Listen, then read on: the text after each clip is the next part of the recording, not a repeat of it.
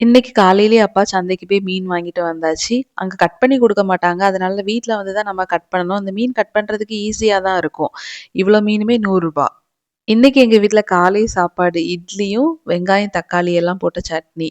எப்பவும் போல தான். நான் சாப்பிட்டு முடிக்கிறதுக்குள்ள எங்க அம்மா மீன் குழம்பு வச்சு முடிச்சாச்சு.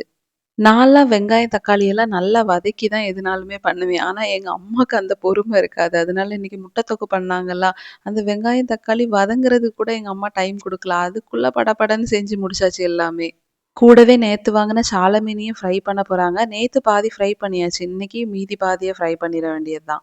நம்ம எத்தன பொரியல் வச்சாலுமே இந்த ஃபிஷ் ஃப்ரைக்கு ஈடாகாது. அதுலயும் தேங்காய் எண்ணெயில பொரிக்கிற ஃபிஷ் வேற மாரி இருக்கும்.